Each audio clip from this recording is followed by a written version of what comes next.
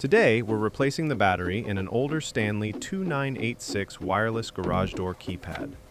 This keypad uses a standard 9-volt battery, and the replacement process is fairly simple. You will need a small flathead screwdriver or a similar flat tool. Start by locating the battery cover at the bottom of the keypad. The cover is secured by 2 plastic clips. Insert the flathead screwdriver into the small opening along the bottom edge. Slowly twist the screwdriver until the clips begin to release.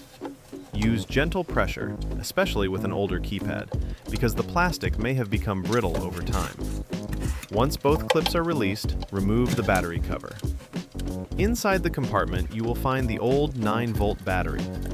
Carefully pull the battery out and disconnect the snap connector.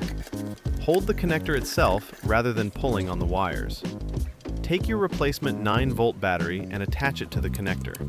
The terminals only connect in one direction, so do not force them. Place the new battery back inside the compartment. Make sure the wires are fully inside and are not sticking out or caught near the edges. Align the battery cover and press it firmly back into place until both plastic clips lock securely. Test the keypad to confirm that it powers on and operates correctly. That's it!